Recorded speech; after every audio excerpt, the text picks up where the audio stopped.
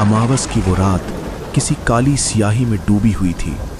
आसमान का सीना चीर कर गिरती हुई बिजली की कड़कड़ाहट ने रामपुर गांव के सन्नाटे को एक खौफनाक चीख में बदल दिया था। ये गांव शहर की चकाचौंध से मीलों दूर घने जंगलों और ऊबड़ खाबड़ पहाड़ों की गोद में बसा था।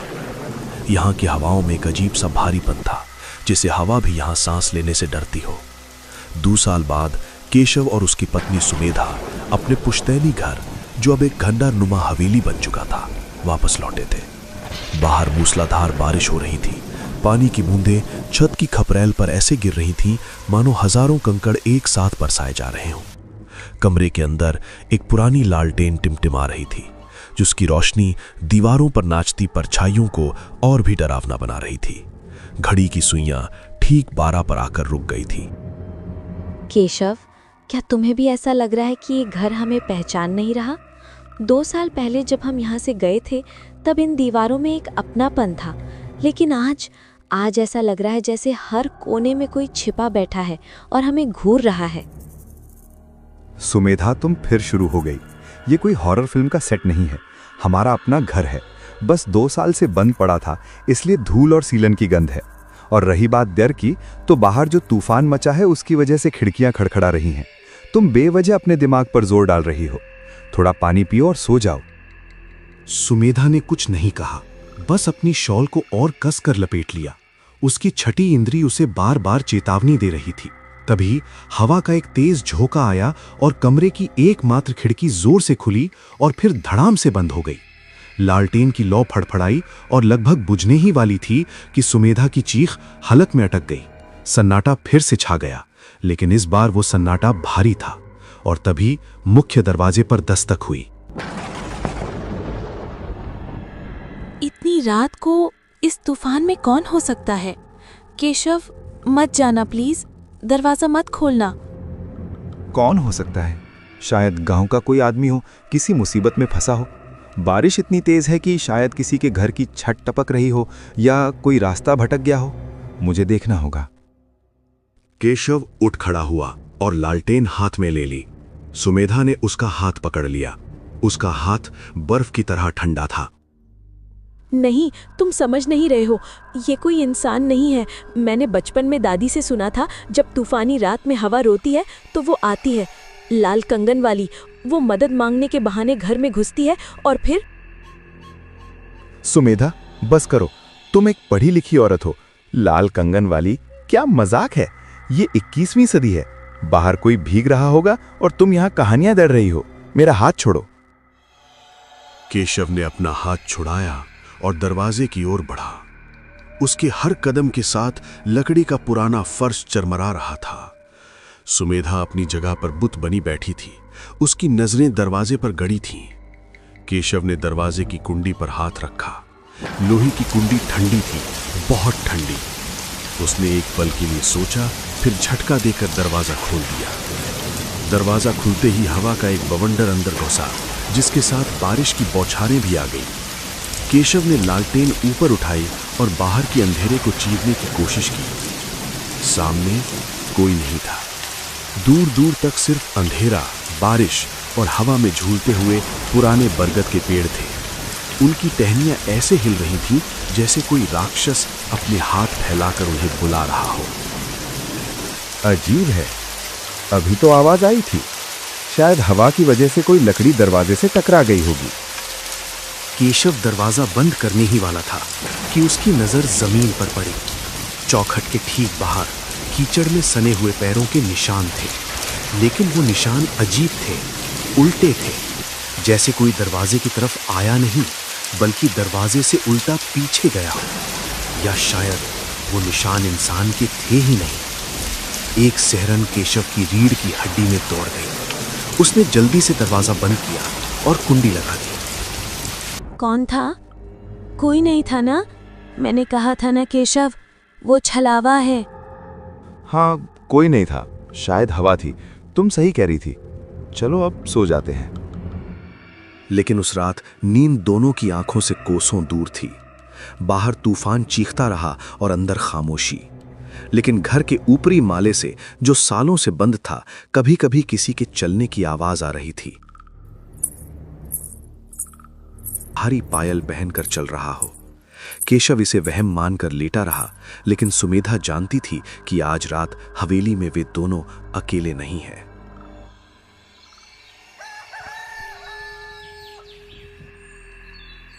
अगली सुबह सूरज तो निकला, लेकिन बादलों की धुंध ने उसे ढक रखा था। गांव में अजीब सी उदासी छाई हुई थी। कीचड़ भरे रास्तों पर चलते हुए केशव गांव की चौपाल की तरफ बढ़ा। सुमेधा ने उसे जाने से मना किया था, लेकिन केशव के मन में कल रात की घटना और उन उल्टे पैरों के निशानों ने एक सवाल खड़ा कर दिया था। चौपाल पर गांव के कुछ बुजुर्ग हुक्का गुड़गुड़ा रहे थे। माहौल गंभीर था।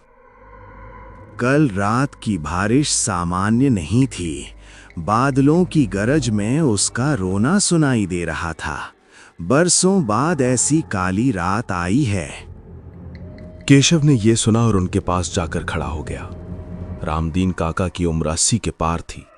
चेहरा झुर्रियों से भरा, लेकिन आंखों में एक अजीब सी चमक थी। रामदीन काका प्रणाम। आप किस उसके रोने की बात कर रहे हैं? और कल रात हमारे दरवाजे पर किसी ने दस्तक दी थी। जब मैंने खोला तो कोई नहीं था। केशव की बात सुनते ही वहां बैठे सभी लोगों के हाथ रुक गए। हुक्के की गुड़गुड़ाहट बंद हो गई। सबने एक दूसरे को देखा, जैसे किसी अनहोनी की पुष्टि हो गई हो। रामदीन काका ने धीरे से अपना सिर उठाया और केशव की आंखों में देखा। उनकी नजरों में दया और डर दोनों था। तूने दरवाजा खोला था बेटा, तूने बहुत बड़ी गलती कर दी। हम डर रहे थे कि शहर से तुम दोनों का आना कहीं इस सोए हुए श्राप को जगा ना दे, और वही हुआ। वो दस्तक किसी इंसान की नहीं थी, वो मंजरी की थी। मंजरी? कौन मंजरी? काका, आप लोग पहेलियां मत बुझाइए। मुझे साफ साफ बताइए कि इस गांव में चल क्या रहा है। कल रात मुझे मेरे घर की छत पर पायल की आवाजें सुनाई दी, दरवाजे पर दस्तक हुई। क्या ये कोई शरारती तत्व का काम है? शरारती तत्व? काश ऐसा ही होता केशव। तू शहर में रहा है, इन बातों को अंधविश्वास मानेगा, लेकिन सच ये है कि मंजरी शरारत नहीं करती, वो शिकार करती है। वो इसी मौके का इंतजार कर रही थी कि कोई हवेली में वापस आए। केशव भैया, आपको याद नहीं होगा, आप बहुत छोटे थे। उस हवेली के पीछे जो पुराना सूखा कुआं है, जिसे अंधा कुआं कहते हैं, सारा राज वहीं दफन है। मुझे याद है वो कुआं। पिताजी ने हमेशा वहां जाने से मना किया था, लेकिन क्यों? आखिर मंजरी है कौन और उसका मेरे घर से क्या लेना देना है? रामदीन काका ने एक लंबी सांस ली। अब वो जो कहानी सुनाने जा रहे थे, वो गांव के इतिहास का सबसे काला पन्ना था। बात आज से 50 साल पुरानी है। ये गांव तब खुशहाल था। मंजरी इसी गांव के जमींदार की इकलौती बेटी थी, बेहद खूबसूरत, जैसे साक्षात देवी। उसे नृत्य का बहुत शौक था। उसके पैरों में जब घुंघरू बंधते थे तो पूरा गांव मंत्रमुग्ध हो जाता था। लेकिन उसकी खूबसूरती ही उसकी दुश्मन बन गई। गांव में एक तांत्रिक आया था जिसका नाम था भैरवनाथ। उसकी बुरी नजर मंजरी पर पड़ गई। वो उसे हासिल करना चाहता था, लेकिन मंजरी ने उसे ठुकरा दिया। काका की आवाज भारी होती जा रही थी, जैसे वो उस मंजर को अपनी आंखों के सामने दोबारा देख रहे हों। हवा और तेज हो गई थी और दिन के उजाले में भी एक अजीब सा अंधेरा महसूस हो रहा था। उस तांत्रिक ने बदला लेने की ठानी। एक तूफानी रात, बिल्कुल कल जैसी रात थी। उसने मंजरी को धोखे से उसी हवेली के पीछे वाले कुएं के पास बुलाया। वहां उसने मंजरी के साथ जबरदस्ती करने की कोशिश की। अपनी आबरू बचाने के लिए मंजरी ने उस गहरे काले कुएं में छलांग लगा दी। मरते वक्त उसकी आंखों में आंसू नहीं, खून उतर आया था। उसने गिरते गिरते श्राप दिया था कि जिस तरह वो तड़प कर मरी है, ये गांव भी कभी चैन से नहीं सो पाएगा। और खास तौर पर वो हवेली जहां उसका परिवार रहता था, वो वीरान हो जाएगी। और उसी रात तांत्रिक भैरवनाथ भी पागल होकर उसी कुएं में गिर गया था। लोगों का कहना है कि मंजरी की आत्मा ने उसे खींच लिया था। तब से हर अमावस और तूफानी रात को वो कुएं से बाहर आती है। उसे लगता है कि उसका दूल्हा उसे लेने आया है। जो भी दरवाजा खोलता है वो उसे अपने साथ कुएं में ले जाती है। ये सब बस एक कहानी है। किसी ने आत्महत्या की होगी। ये दुखद है, लेकिन इसका मतलब ये नहीं कि वो भूत बन गई। आप लोग मुझे डराना बंद कीजिए। मैं जाकर उस कुएं को देखूंगा। मैं साबित कर दूंगा कि वहां कुछ नहीं है सिवाय पुराने पत्थरों और कचरे के। केशव गुस्से में वहां कि गांव वाले उसे बेवकूफ बना रहे हैं। विज्ञान के युग में ऐसी बातें नामुमकिन। लेकिन जैसे ही वो मुड़ा, रामदीन काका ने पीछे से जोर से आवाज दी, केशव रुक जा, उस अंधे कुएं के पास जाने की गलती मत करना। वो प्यासा है, बरसों से उसने किसी का खून नहीं चखा है। तू दरवाजा खोल चुका है, उसने तुझे देख लिया है। अब अगर तू उसके इलाके में गया तो भगवान भी तुझे नहीं बचा पाएगा। केशव ने उनकी बात को अनसुना कर दिया और तेज कदमों से अपने दोस्त विनय के घर की तरफ बढ़ा। विनय उसका बचपन का दोस्त था और गांव में ही रहता था। केशव ने तय किया कि वो आज रात ही उस कुएं की सच्चाई का पता लगाएगा। विनय थोड़ा डरपोक था, लेकिन केशव के दबाव के आगे उसे झुकना पड़ा। शाम होते होते फिर से काले बादल घेर आए। ऐसा लग रहा था जैसे आसमान फिर से रोने की तैयारी कर रहा है। केशव और विनय हाथों में टॉर्च और कुछ औजार लेकर हवेली के पिछवाड़े की तरफ निकले। हवेली के पीछे का हिस्सा घने जंगल से ढका हुआ था। झाड़ियां इतनी ऊंची थीं कि रास्ता भी नहीं दिख रहा था, और वहां उन झाड़ियों के बीच एक पुराना जर्जर चबूतरा दिखाई दिया, अंधा कुआं। केशव भाई, अभी भी वक्त है, वापस चलते हैं। देखो यहाँ की हवा कितनी ठंडी है, और क्या तुम्हें वो महक आ रही है, सड़े हुए फूलों की महक। विनय सही कह रहा था। वहां एक अजीब सी मीठी लेकिन सड़ांध मारती हुई बदबू थी, जैसे पुराने गेंदे के फूल और सूखे खून की मिलीजुली गंध। कुएं का मुहाना बड़े बड़े पत्थरों से ढका हुआ था, लेकिन दरारों के बीच से एक गहरा अंधेरा झांक रहा था। केशव ने अपनी टॉर्च जलाई और कुएं की दरारों के बीच रोशनी डाली। रोशनी अंदर तक नहीं जा पा रही थी, अंधेरा उसे निगल रहा था। तभी कुएं के अंदर से एक आवाज आई। ये पानी के टपकने की आवाज नहीं थी, ये घुंघरुओं की आवाज थी। विनय, क्या तुमने सुना? हाँ भाई, चलो भागो यहाँ से। काका सच कह रहे थे, यहाँ कोई है। इससे पहले कि वो भाग पाते, हवा एकदम से थम गई। जंगल के कीड़ों की आवाज बंद हो गई। पूरा जंगल खामोश हो गया, और फिर कुएं के पत्थरों के नीचे से एक धुआं सा निकला। वो धुआं धीरे धीरे एक आकृति लेने लगा। टॉर्च की रोशनी में केशव ने देखा एक धुंधला सा साया, जो धीरे धीरे एक औरत के आकार में बदल रहा था। उसने लाल रंग का जोड़ा पहन रखा था, जो मैला और फटा हुआ था। उसके बाल खुले थे और हवा में लहरा रहे थे, जबकि हवा चल ही नहीं रही थी। वो साया उनकी तरफ नहीं देख रहा था, उसकी पीठ उनकी तरफ थी। कौन है वहां? सामने आओ। साया धीरे धीरे घूमा। केशव और विनय की सांसें अटक गईं।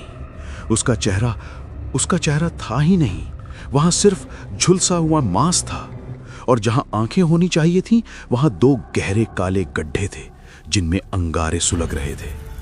लेकिन सबसे डरावनी थी उसकी मुस्कान, कानों तक फटी हुई एक शैतानी मुस्कान। भागो केशव। विनय मुड़ा और पागलों की तरह जंगल की तरफ भागा। केशव के पैर जैसे जमीन में जम गए थे। वो आकृति जमीन से थोड़ा ऊपर उठी और केशव की तरफ बढ़ने लगी। उसके गले से एक आवाज निकली जो किसी इंसान की नहीं, बल्कि सूखी पत्तियों के रगड़ने जैसी थी। तुम वापस आ गए? ये सुनते ही केशव का सम्मोहन टूटा। उसने पूरी ताकत लगाकर दौड़ लगाई। झाड़ियां उसके कपड़ों को फाड़ रही थीं, कांटे उसके चेहरे को छील रहे थे, लेकिन वो रुका नहीं। पीछे से उस चुड़ैल की हंसी जंगल में गूंज रही थी, एक ऐसी हंसी जो हड्डियों को गला दे। केशव भागते भागते हवेली के पिछले दरवाजे पर पहुंचा। उसने जल्दी से दरवाजा खोला, अंदर घुसा और दरवाजा बंद करके अपनी पीठ उससे लगा दी। उसकी छाती धौंकने की तरह चल रही थी। लेकिन घर के अंदर एक गहरा सन्नाटा था। सुमेधा कहीं दिखाई नहीं दे रही थी। लालटेन बुझी हुई थी। सुमेधा, तुम कहाँ हो? तभी ऊपर की सीढ़ियों से आवाज आई, झम।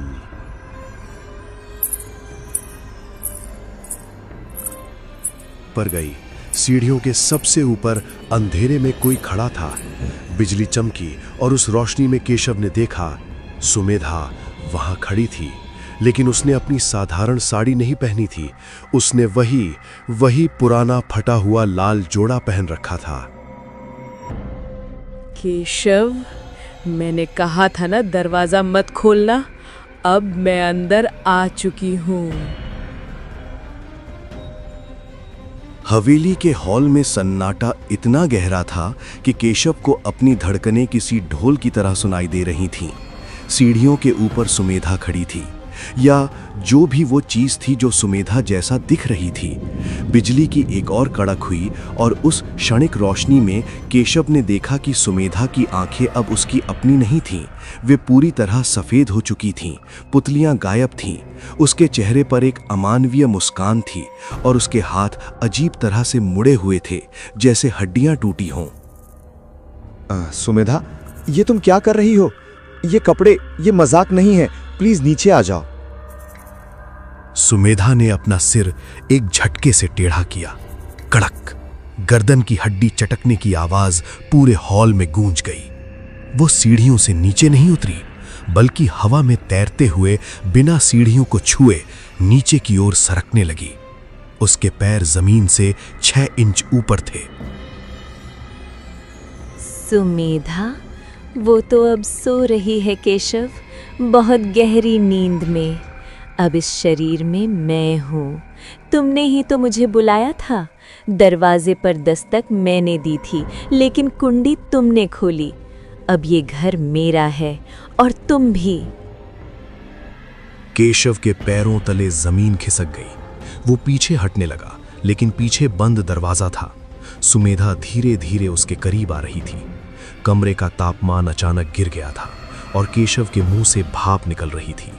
अचानक सुमेधा ने अपना हाथ उठाया और एक अदृश्य शक्ति ने केशव को उठाकर दीवार पर दे मारा। धड़ाम! केशव दर्द से कराह उठा। उसकी पसलियों में तेज दर्द हुआ। वो जमीन पर गिर पड़ा। सुमेधा उसके ऊपर झुक गई। उसके मुंह से वही सड़े हुए फूलों और खून की बदबू आ रही थी जो केशव ने कुएं के पास महसूस की थी। तुम मंजरी हो ना? तुम्हें क्या चाहिए? हमने तुम्हारा क्या बिगाड़ा है? क्या बिगाड़ा है? ये पूरी हवेली मेरे खून से रंगी है। मेरे पिता ने मुझे नहीं बचाया। उस तांत्रिक ने मुझे नोच डाला और तुम लोग बस तमाशा देखते रहे। मुझे मुक्ति चाहिए, खून के बदले खून। केशव को समझ आ गया कि बातों से काम नहीं बनेगा। उसे अपनी जान बचानी होगी ताकि वो सुमेधा को बचा सके। उसने पास पड़े एक भारी पीतल के फूलदान यानी वास को उठाया और पूरी ताकत से सुमेधा की तरफ फेंका। फूलदान उसके आर पार निकल गया, जैसे वो धुएं की बनी हो, और दीवार से टकराकर चूर चूर हो गया। लेकिन इस हमले ने उसका ध्यान भटका दिया। केशव ने मौका देखा और खिड़की की तरफ लपका। कांच तोड़कर वो बाहर कूद गया।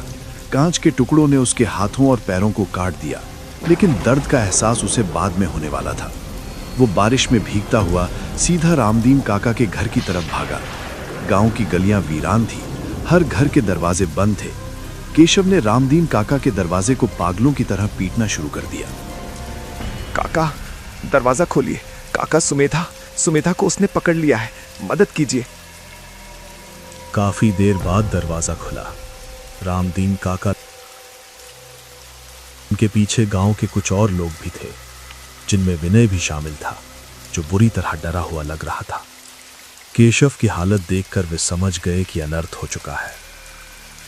मैंने कहा था ना, खैर अब रोने का समय नहीं है। अगर सुमेधा के शरीर में वो प्रवेश कर चुकी है तो हमारे पास बहुत कम समय है। अगर सूरज उगने तक हमने उसे नहीं निकाला तो सुमेधा की आत्मा हमेशा के लिए उस अंधकार में खो जाएगी। मैं कुछ भी करने को तैयार हूं, बस उसे बचा लीजिए। हमें बंधन अनुष्ठान करना होगा, लेकिन ये बहुत खतरनाक है। हमें उसी कुएं के पास जाना होगा जहां मंजरी की लाश है। उसकी असली ताकत वहीं है और वहीं उसे कैद किया जा सकता है। लेकिन केशव, एक सच और है जो तुम्हें जानना होगा।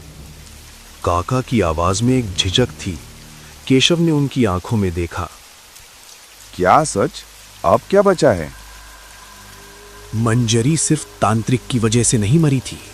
उस रात तुम्हारे दादाजी, वो उस समय गांव के प्रधान थे। जब मंजरी मदद के लिए चिल्ला रही थी, तुम्हारे दादाजी ने डर के मारे हवेली के दरवाजे बंद कर लिए थे। उन्होंने उसे अंदर नहीं आने दिया। इसी हवेली के दरवाजे पर उसने दम तोड़ा था। बाद में तांत्रिक ने उसे कुएं में फेंका। इसलिए वो तुम्हारे खून की प्यासी है।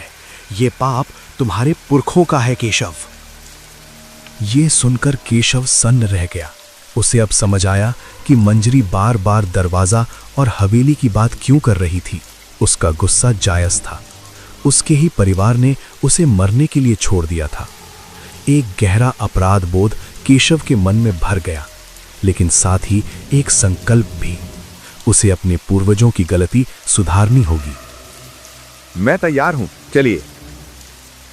रामदीन काका ने कुछ पुरानी किताबें, लाल धागा, लोबान और एक अजीब सा चाकू जिस पर मंत्र खुदे थे लिया। विनय, वे सब हवेली की तरफ बढ़े। हवेली अब पूरी तरह अंधेरे में डूबी थी, लेकिन अंदर से एक अजीब सी हरी रोशनी आ रही थी। जैसे ही वे अंदर घुसे, उन्होंने देखा कि सुमेधा हवा में लटकी हुई थी। उसके बाल चारों तरफ फैले हुए थे और वो किसी अजीब भाषा में मंत्र पढ़ रही थी। फर्नीचर हवा में तैर रहा था। इसे पकड़ो, इसे रस्सियों से बांधो, हमें इसे कुएं तक ले जाना होगा। गांव वाले सुमेधा की तरफ लपके। जैसे ही उन्होंने उसे छूने की कोशिश की, एक जोरदार झटका लगा और वे दूर जा गिरे। लेकिन रामदीन काका ने पवित्र राख सुमेधा के ऊपर फेंकी। राख के छूते ही सुमेधा मंजरी चीख पड़ी। उसकी त्वचा से धुआं निकलने लगा। इसी मौके का फायदा उठाकर मैंने उसे पकड़ा और रस्सियों से जकड़ दिया। वो अमानवीय ताकत से संघर्ष कर रही थी, गालियां दे रही थी और ऐसी आवाजें निकाल रही थी जो किसी जानवर की लग रही थीं।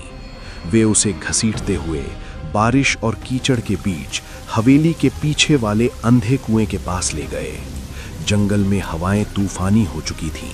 पेड़ ऐसे झुक रहे थे जैसे उन्हें रोकने की कोशिश कर रहे हों। कुएं के पास पहुंचकर उन्होंने सुमेधा को चबूतरे पर लेटा दिया। रामदीन काका ने कुएं के चारों ओर लाल धागे का एक घेरा बनाया और मंत्रोच्चारण शुरू कर दिया। ओम ह्रीं क्लीं चामुंडायै विच्चे बंध्यामि बंध्यामि। जैसे जैसे मंत्र तेज होते गए, कुएं के अंदर का पानी उबलने लगा। कुएं से काले धुएं के गुबार निकलने लगे जो आकृतियां बना रहे थे। सुमेधा का शरीर अकड़ने लगा। उसकी आंखें पलट गईं और मुंह से झाग निकलने लगा। केशव, मुझे मत मारो, मैं तुम्हारी सुमेधा हूँ, देखो मुझे। एक पल के लिए केशव का दिल पिघल गया। वो सुमेधा की आवाज थी। उसका चेहरा भी सामान्य हो गया था। वो रो रही थी। केशव आगे बढ़ा।